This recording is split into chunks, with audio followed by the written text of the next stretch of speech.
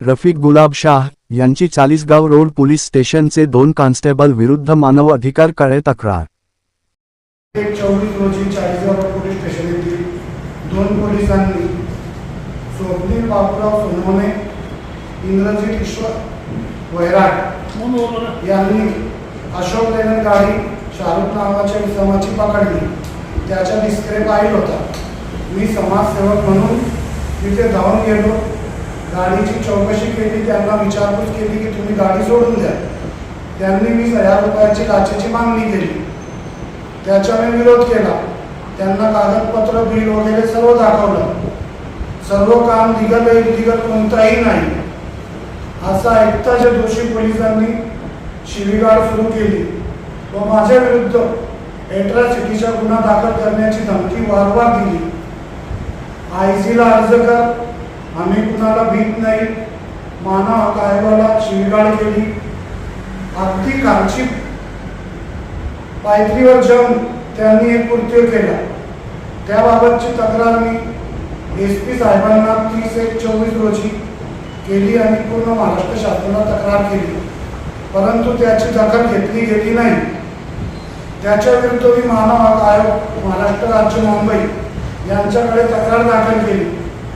त्या तक्रारीची दखल घेऊन आयोगाने चौकशी केली। दोषी पोलिसांविरुद्ध मानव अधिकार आयोगाने मानव अधिकाराचे उल्लंघन केले।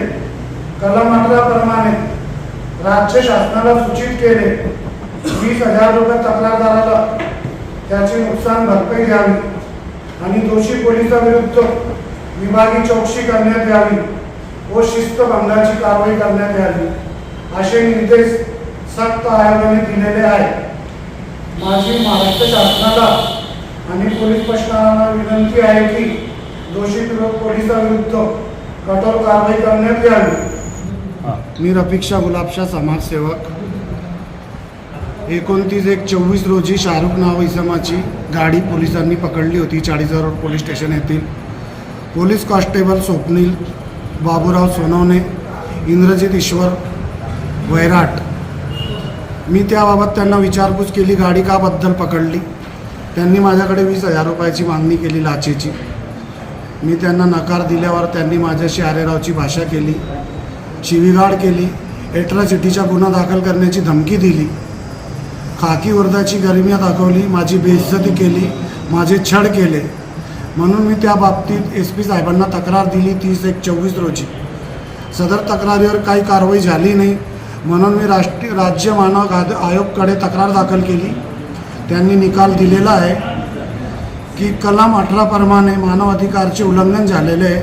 राज्य शासनाने तक्रारदाराला 20,000 रुपये द्यावेत। सदर दोषी पोलिसांविरुद्ध विभागीय चौकशी करण्यात यावी व त्यांच्यावर शिस्तभंगाची कारवाई करण्यात यावी और सदर अहवाल राज्य शासनाकडे पाठवण्यात यावा। तर मी समाधान आहे मानव अधिकार आयोगाने जे निकाल दिला आहे त्याच्यावर, आणि प्रशासनाला माझी विनंती आहे की त्या आदेशाप्रमाणे त्यांच्यावर कारवाई करण्यात यावी, कारण याच्या पुढे अशा प्रकारे कोणत्याही सामान्य माणसावर असे अत्याचार अन्याय होऊ नये।